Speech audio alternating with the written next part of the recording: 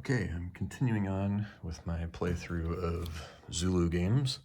This is the Strategy and Tactics Last Stand at Isandlwana. This is from February 2019, so a little over a year ago this came out.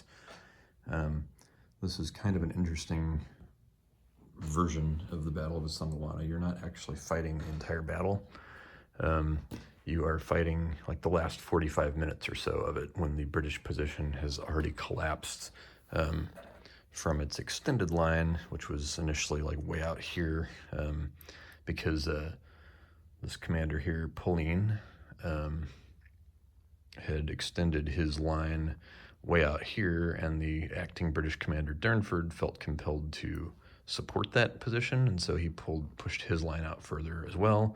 Had they kept a much tighter perimeter and around the camp, they could have probably maximized their firepower and either survived longer, or perhaps some of them might have gotten away. The battle could have gone in different potential directions had they kept closer to the camps and kept a tighter line and been able to maximize their fire.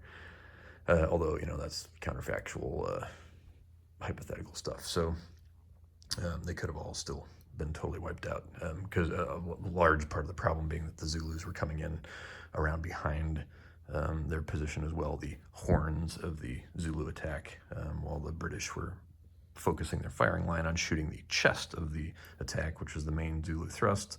The horns are coming in around either side of the battlefield and getting around behind them, cutting off any potential chance for escape. So as you can see here, the game is over. It's 6 turns long. The British, all they have to do is survive for 6 turns. You can see that they did. In fact, only a single British counter needs to survive to the end of turn 6 in order for the British to actually win the game. So in this case, the British did win, and it was certainly dicey. Ultimately, it really comes down to just being a movement puzzle. The way the turns are arranged, the key for the British defense is to make sure that they end up with no Zulus adjacent to them by the time the Zulu attack phase starts. So really, there's 2 points at which the British don't want to have anyone adjacent to them. They really don't want to have anyone adjacent to them during the Zulu attack phase, because that could potentially have lots of Zulu attack, surrounding them and attacking their position. Potentially even worse, though, is later in the turn to have Zulu adjacent to them for the Zulu sniping phase and the leader fatalities phase, because the Zulus will snipe any adjacent hexes, any hexes that have Zulus adjacent to them. Any British hexes that have Zulus adjacent to them are eligible to be sniped.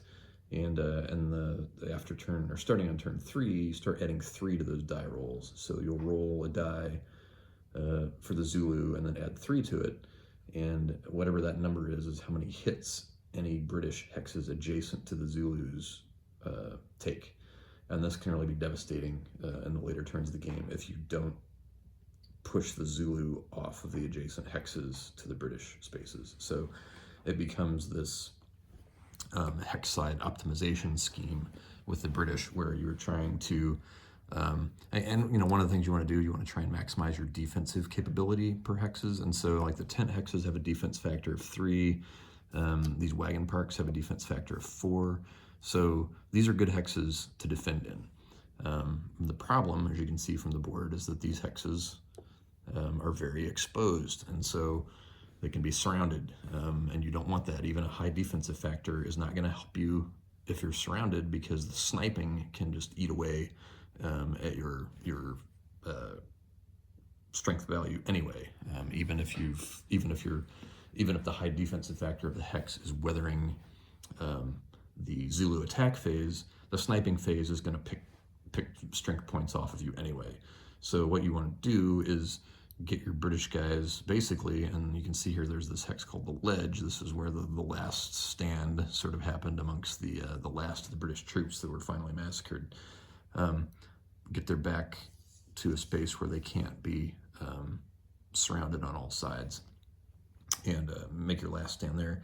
that's essentially the concept of this entire game, which is get your guys in a point where you know for sure you'll have some hexes that aren't adjacent, and then do your best to eliminate any Zulus in those surrounding adjacent hexes. So what I had here for a while, I eventually worked the British start way up here, and you kind of do a little stand here and then move back and do another stand in these defensive spots, then keep moving.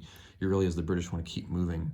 And part of the issue too is you've got the ammunition wagon, and if you got the Queen's colors, which I opted to use in this, you can also like opt to not use them and have them sent away, is what happened historically. You can try and do that. I opted to keep them here and make this sort of an Alamo position, and they were able to last. They were down to one final guy in this space. The problem is if you do have the Queen's colors, they always have to be with the wagon. The wagon can only move in road or clear spaces, so you can't force the wagon up the slopes of Isandlwana because it can't cross these non-clear hexes. These are slope hexes. So the wagon is stuck along the road. Now, one of the things the British could try and do is make a break for it. If they can get somebody over here to one of these edge hexes, they can win the game. I realized quite early on with the Zulu starting over here, I just placed a bunch of Zulu there, so it would have been defense in depth for the British to even get there, making their escape an impossibility. So I don't know how that's ever going to be a viable option for the British. The British don't have enough units over here on this end of the map early enough in the game to really make a concerted push. Most of the British forces are all up here. There's even a little pocket out here, which is Pulleine, I think, who draws back. So not really a viable strategy for the British to get off the map. So I just opted to make this a Alamo hex. It is a wagon park hex, which means the defense value is 4. If you have the Queen's colors there, that makes the defense value 5. If you have a leader, that makes the defense value 6. The Zulus only have an attack factor of 6. 6 minus 6 is 0. You can't go lower than 1 because a 1 roll on the die always hits, but that means the only way the Zulus during the attack phase can hit this hex is on a 1. So it becomes a very defensible hex, which is good because it's frequently surrounded. But one of the things I was quick to do is to get a British position that could anchor these flanks here. And as you can see, eventually that starts to get run in because it starts to collapse in.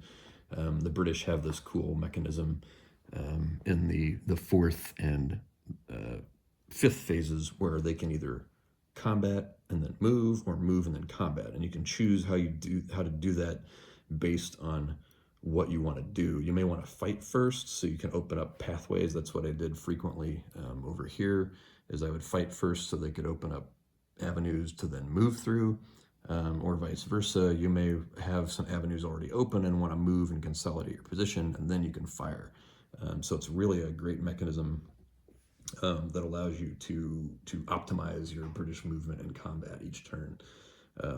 And so I used that to great effect here as the British position collapsed here on the ledge, and the Queen's colors was eventually at one point I had the British in a ring here. This center hex was empty, but it had a ring here which anchored the flanks of this.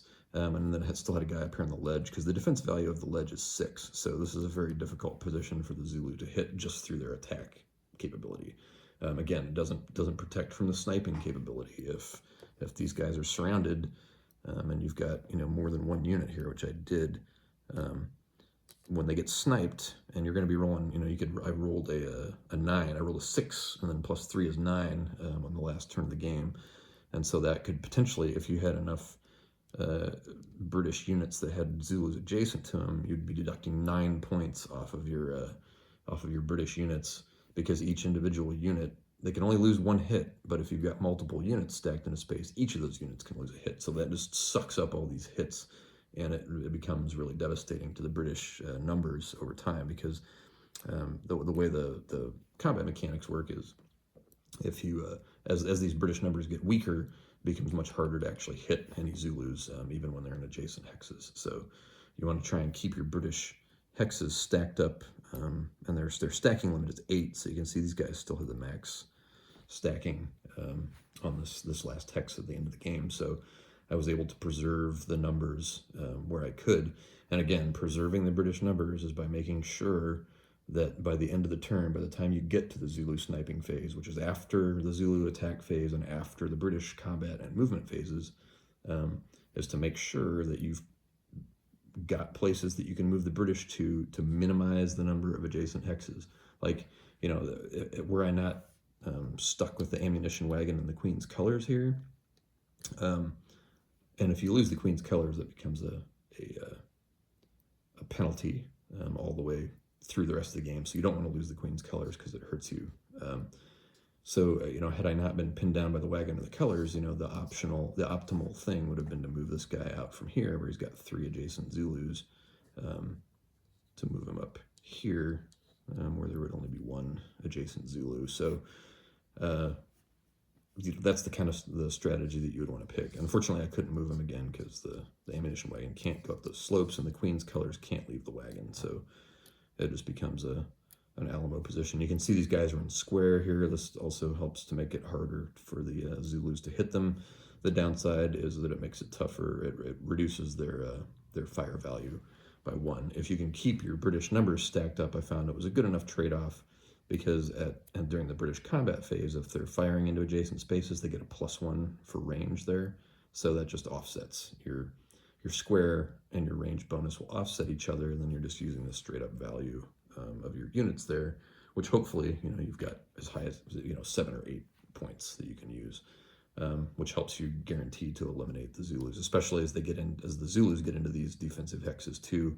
It makes them harder to hit. So these become problematic spaces that you're trying to eliminate the Zulu, so that you don't have anybody adjacent to you during the sniping or officer casualty phase.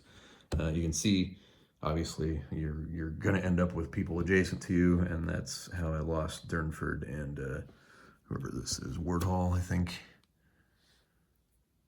Wardell, yeah. So I did lose 2 commanders during the British casualties phase. The other way you can lose the British commanders is if all of their strength points in a hex are eliminated during the Zulu combat phase, then the Zulu can advance into the hex and the guy's killed. But otherwise, that's the only way on a 1 or a 2 if there are adjacent Zulus during the leader fatalities phase is the only way to eliminate British leaders. So we were able to keep, what we've got here, Younghusband, maybe? I can't read. It's like an abbreviated version of his lengthy last name. And then Pulleine here, who managed to survive. So we had 8 points, 5 guys from C Company, 3 guys from E Company, 3 guys from F Company, 2 from NB, whatever the heck NB, it was one of those, the Royal Artillery, Battery N Royal Artillery. So they managed to survive, and then this is Lieutenant Ansley's, Lieutenant Edgar Ansey and his ad hoc breakout group. So this was a group of guys that were just kind of collected together from the remnants of other units that tried to break out and escape. They have the Queen's colors and were able to hold that space as well. So I enjoyed it. The replay value, you know, it's kind of once you've figured out what it is that you need to do, you know, I think you just do that. I would definitely do the same strategy again. Just pull back into a tight ring here. You know, maybe I could try it without the Queen's colors. Try eliminating the Queen's colors advantage. That means I wouldn't have to worry about trying to hold this hex here and could pull it in. And again, try and minimize the number of adjacency contact points.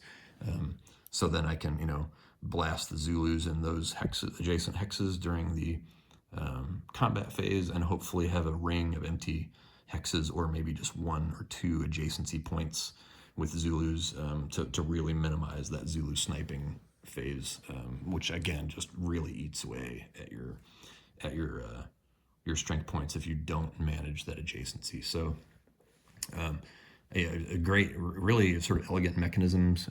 You know, I usually don't have a lot of great things to say about strategy and tactics games that I played, or, you know, the Thai Bomba designs for strategy and tactics. You know, God bless the guy for cranking out so many games, but, you know, that obviously has an impact on quality over time, and so you end up with games that in my opinion, from S&T that feel bland and samey. It's like, oh, it's just this could be any conflict, just using some random mechanisms. And I mean, it's to some extent that's the case for every war game.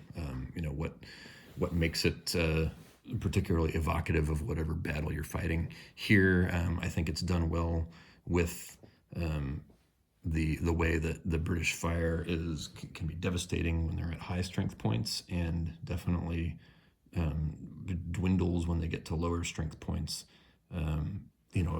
Reflecting the fact that the little isolated pockets of guys just can't inflict the damage on an advancing Zulu front like a larger unified number of soldiers would. So, and then the little isolated pockets are going to be more surrounded by points of adjacency that can lead to the sniping losses that will eventually just wipe everything out. So. Some cool, elegant little mechanisms here. I love the fact that the British can either move and then fire, or fire and then move, their choice, depending on what the tactical situation calls for. That's just a really fantastic mechanism, and reflects the sort of disciplined, the effect to instill discipline on what would be a chaotic sort of withdrawal, every man for himself massacre situation. The game definitely has that I mean, look at the friggin' Zulus. I mean, that is a horde of Zulus, and so the game really does a great job of conveying this desperate last stand feel to it, and you are down to that last stand by the end of the game, and so that's a really cool element that definitely comes through in the design. So I'm happy to say that. For the typical TIE Bomba games of the strategy and tactics era, this one comes out pretty good. So I'd recommend checking it out. Again, not a lot of replay value, but you've got a decent chance of trying some different strategies if you want to. So I'd recommend it.